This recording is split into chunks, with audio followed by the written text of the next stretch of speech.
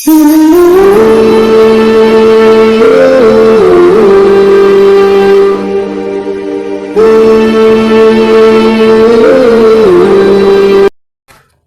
و نصلی علی رسولہ الکریم، اما بعد فاعوذ باللہ من الشیطان الرجیم، بسم اللہ الرحمن الرحیم۔ السلام علیکم ورحمۃ اللہ وبرکاتہ۔ بسم اللہ الرحمن الرحیم۔ ان اللہ لا یغفر ان یشرک بہ وَيَغْفِرُ مَا دُونَ ذَلِكَ لِمَن يَشَاءُ وَمَن يُشْرِكْ بِاللَّهِ فَقَدْ ضَلَّ ضَلَالًا بَعِيدًا۔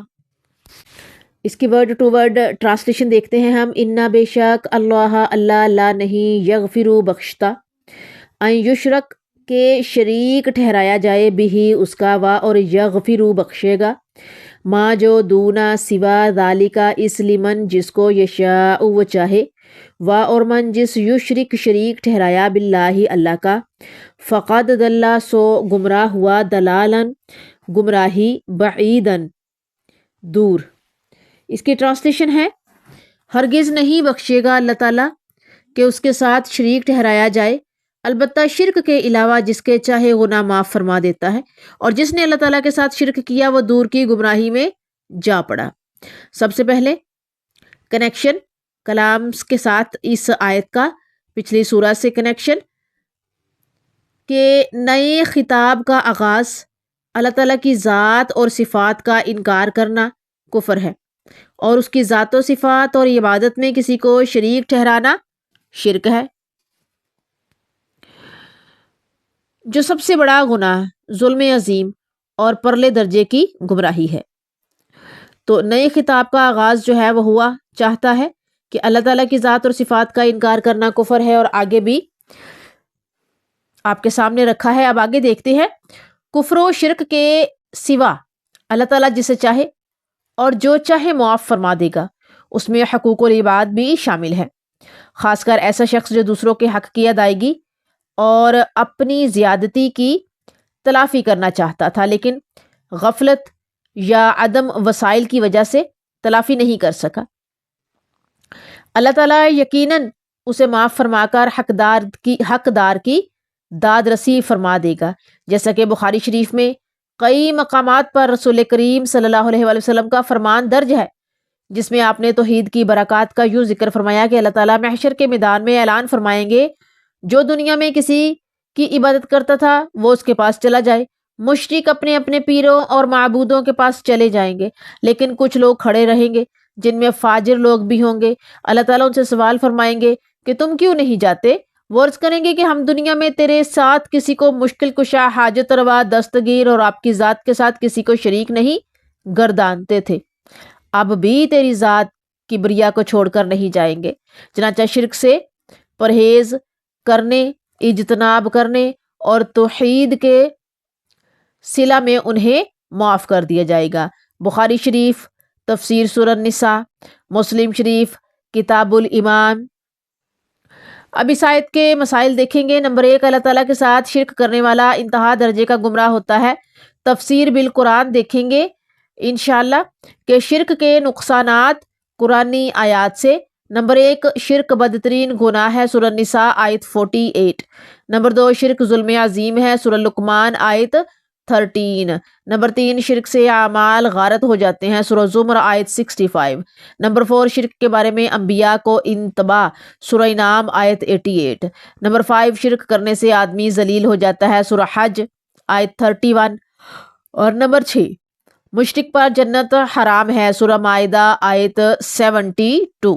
بسم اللہ الرحمن الرحیم، سورہ نساء آیت نمبر 117 ان يدعون من دونه الا اناثا وان يدعون الا شیطانا مریدا۔ اس کی ورڈ ٹو ورڈ ٹرانسلیشن دیکھتے ہیں۔ ان یدعون وہ نہیں پکارتے، من دونہ اس کے سوا، الا اناثن مگر عورتیں، و اور ان نہیں، یدعونا پکارتے ہیں، الا مگر شیطانن شیطان، مریدن سرکش۔ اس کی ٹرانسلیشن ہے کہ یہ اللہ تعالیٰ کو چھوڑ کر صرف دیویوں کی پرستش کرتے ہیں اور در حقیقت یہ صرف باغی شیطان کو پوجتے ہیں۔ ربط کلام پچھلے جو آیات ہیں اس سے کنیکشن، کہ یہ جو پیچھے ہمارا ٹاپک چلا ہے شرک کا، اس سے ریلیٹ ہے، اس سے پیوستہ ہے۔ یہاں شرک کی ایک اور قسم بیان کی گئی ہے۔ یہاں شرک کی حقیقت بیان کی گئی کہ یہ لوگ دیویوں کی عبادت کرتے ہیں جو حقیقتاً شیطان کی عبادت کرنے کے مترادف ہے، جس پر اللہ تعالیٰ نے لعنت کی ہے۔ دنیا میں سب سے پہلے شرک نوح علیہ السلام کی قوم میں پیدا ہوا، جنہوں نے اللہ تعالیٰ کا تقرب حاصل کرنے کے لیے اپنے بزرگوں کے مجسمے تراشے۔ ان میں سب سے بڑے بت کا نام سوا تھا۔ سوا عورت کی شکل پر بنایا گیا، اس کا معنی ہے انتظام و انصرام کرنے والی دیوی۔ مشرکین مکہ لات، منات اور عزا کو اللہ تعالیٰ کے تقرب کا وسیلہ بناتے تھے، اللہ کے قرب کا وسیلہ بناتے تھے۔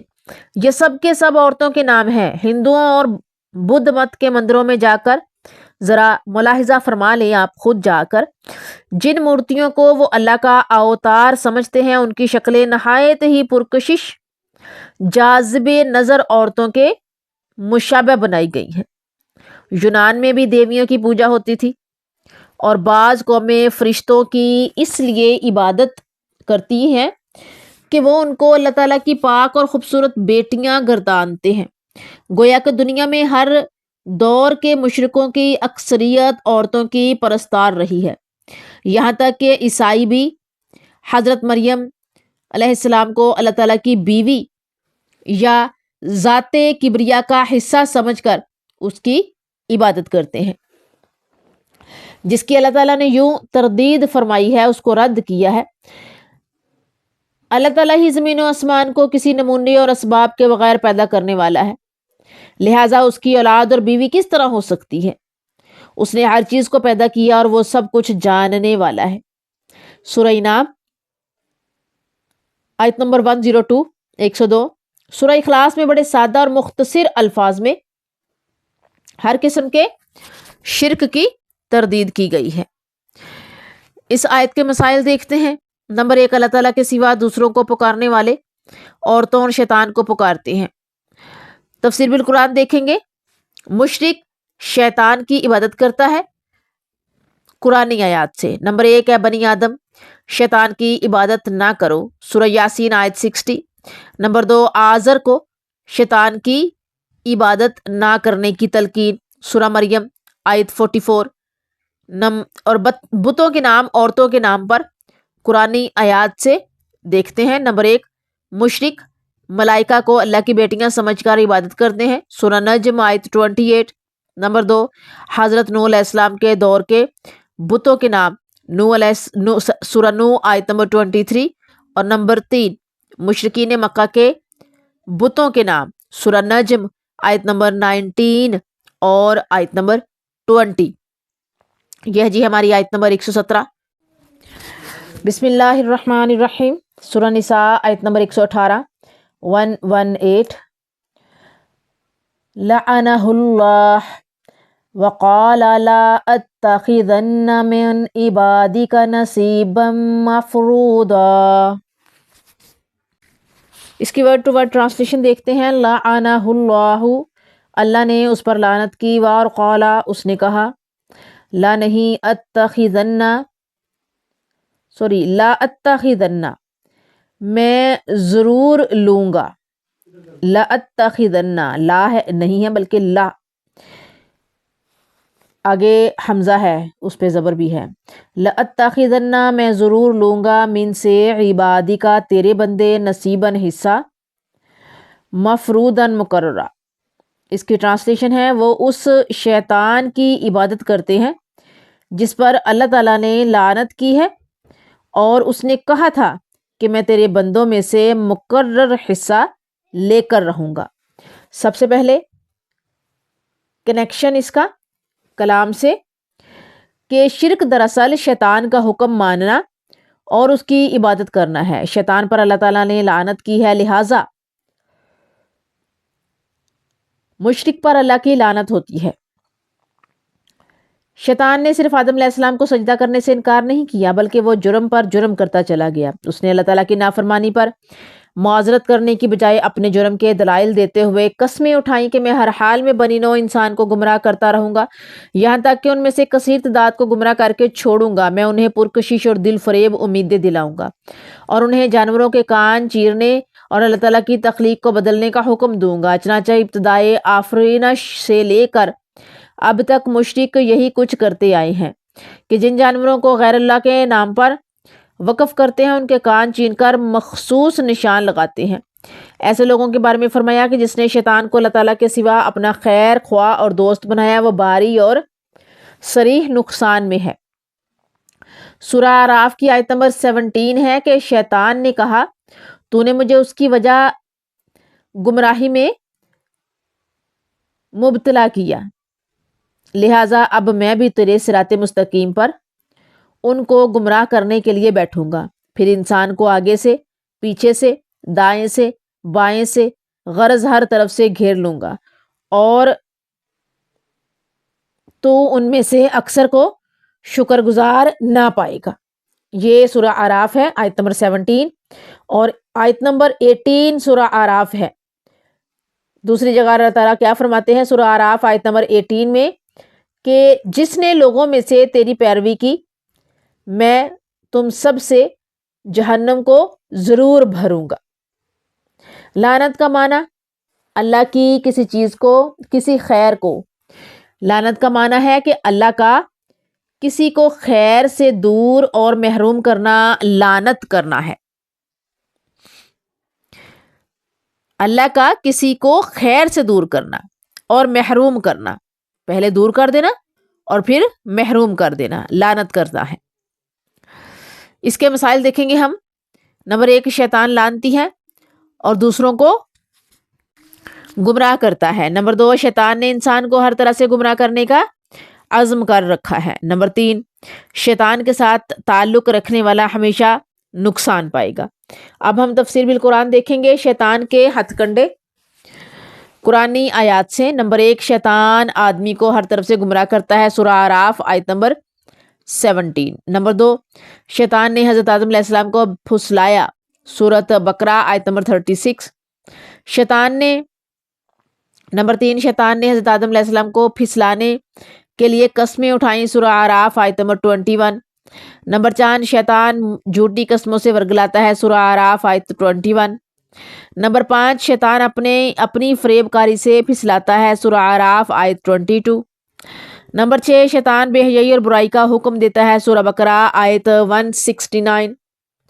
نمبر 7، شیطان برے اعمال کو فیشن کے طور پر پیش کرتا ہے، سورہ نمل آیت 24۔ نمبر 8، شیطان نے انسان کو گمراہ کرنے کے لیے قسمیں اٹھائیں، سورہ اعراف آیت نمبر 2۔ نمبر 9، شیطان کی پیروی کرنے سے بچنے کا حکم ہے، سورہ بقرہ آیت نمبر 208۔ نمبر 10، شیطان کی پیروی اس کی عبادت کرنا ہے، سورہ یاسین آیت نمبر 6۔ نمبر 11، قیامت کے دن شیطان جہنمیوں سے برات کا اعلان کرے گا، سورہ ابراہیم آیت 22۔ سورہ نساء آیت نمبر 119۔ بسم اللہ الرحمن الرحیم۔ وَلَا أُضِلَّنَّهُمْ وَلَا أُمَنِّيَنَّهُمْ وَلَا آمُرَنَّهُمْ فَلَا يُبَتِّكُنَّ آذَانَ الْأَنْعَامِ وَلَا آمُرَنَّهُمْ فَلَا يُغَيِّرُنَّ خَلْقَ اللَّهِ وَمَن يَتَّخِذِ الشَّيْطَانَ وَلِيًّا مِّن دُونِ اللَّهِ فَقَدْ خَسِرَ خُسْرَانًا مُبِينًا۔ اس کی ورڈ ٹو ورڈ ٹرانسلیشن دیکھتے ہیں۔ ولا اضلنہم، اور انہیں ضرور بہکاؤں گا، ولا امنینہم، اور انہیں ضرور امیدیں دلاؤں گا، اور لا امنینہم، انہیں ضرور امیدیں دلاؤں گا. و اور لا امرنہم انہیں سکھاؤں گا. فپس لا یبتکن وہ ضرور چیریں گے آذانا کان انعامی جانور، یعنی ایک جانور نہیں ہے، جانوروں کی جمع ہے یہ. و اور لا آمرنہم انہیں سکھاؤں گا. فپس لا یغیرن وہ ضرور بدلیں گے، تو وہ ضرور بدلیں گے خلق اللہ اللہ کی صورتیں. و اور من جو یتخذی پکڑے یا بنائے الشیطان شیطان ولین دوست من سے دون اللہ اللہ کے سوا. فپس قد خسرا وہ پڑا نقصان میں، خسرانن نقصان، مبینن صریح زیادہ بہت. اس کی ٹرانسلیشن ہے اور انہیں راہ سے بہکاتا رہوں گا اور امیدیں دلاتا رہوں گا، اور انہیں کہوں گا کہ جانوروں کے کان چیر دیں، اور ان سے کہوں گا کہ اللہ تعالیٰ کی بنائی ہوئی صورت کو بگاڑ دیں. سنو، جو اللہ تعالیٰ کو چھوڑ کر شیطان کو اپنا رفیق بنائے گا وہ کھلم کھلا نقصان میں پڑ جائے گا. جی یہ ہے اس کی ٹرانسلیشن. شیطان نے چونکہ یہ طے کیا تھا اور قسم اٹھائی تھی کہ میں ہر حال میں اشرف المخلوقات جو ہے بنی نوع انسان جس کو کہتے ہیں ہم، بنی نوع انسان اشرف المخلوقات جو ہے اس کو گمراہ کروں گا، یہاں تک کہ بہت سارے لوگوں کو میں گمراہ کر کے چھوڑ دوں گا. انہیں میں بڑی خوبصورت امیدیں دلاؤں گا، اور پھر یہ کہ جانوروں کے کان چیرنے اور اللہ تعالیٰ کی تخلیق کو بدلنے کا حکم دوں گا. اللہ تعالیٰ کی تخلیق کیسے بدلنی ہے اب آپ لوگ دیکھ رہے ہوں گے. ہمارے ایکٹریسز، ایون پلیئرز بھی، سیلیبریٹیز جو ہے، سیلیبریٹیز وہ پلاسٹک سرجری کروا رہے ہیں.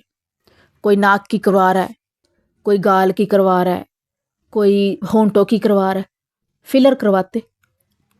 ٹھیک ہے، ابھی آپ لوگوں نے دیکھا ہوگا مریم اورنگزیب نے پورے کا پورا جو ہے وہ فیس ہی چینج کر دیا، باڈی چینج کر دی پکڑ کے.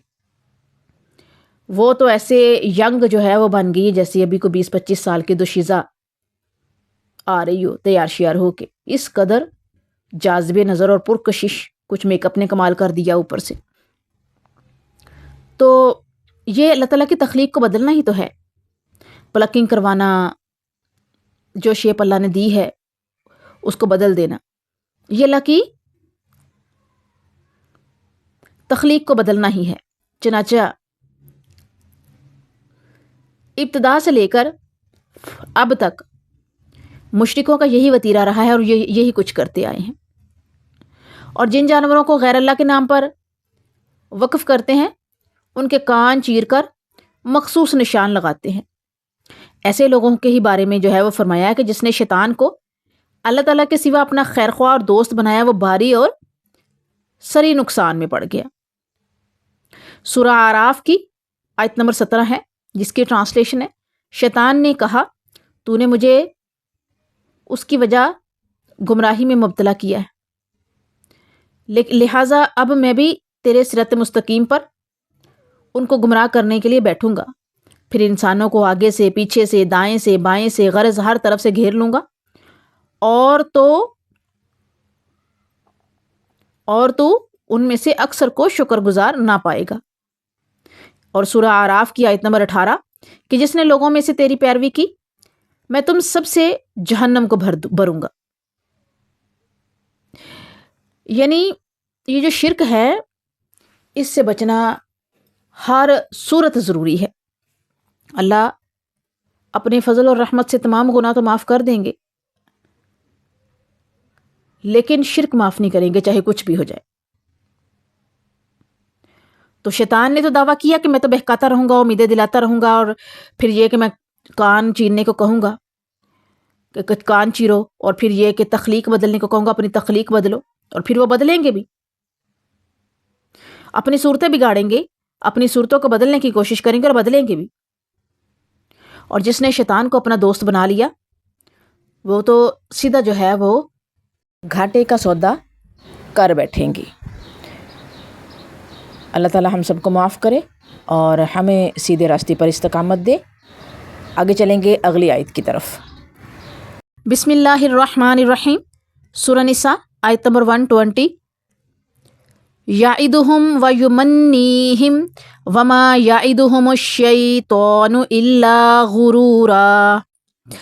اس کی ورڈ ٹو ورڈ ٹرانسلیشن ہم دیکھیں گے۔ یعدہم، وہ ان کو وعدہ دیتا ہے، ویمنیہم، اور انہیں امید دلاتا ہے،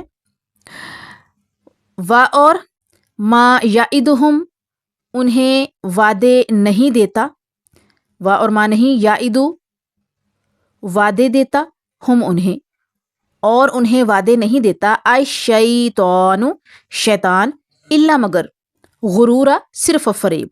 اور اس کی ٹرانسلیشن ہے اور ان سے وعدہ کرتا ہے اور انہیں امیدیں دلاتا ہے، اور ان سے شیطان کے وعدے مکر و فریب کے سوا کچھ نہیں ہے۔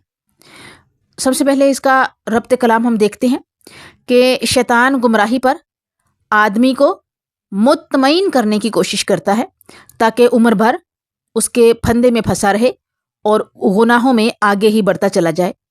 اسی وجہ سے شیطان انسان کو ہر قسم کی امیدیں دلاتا ہے۔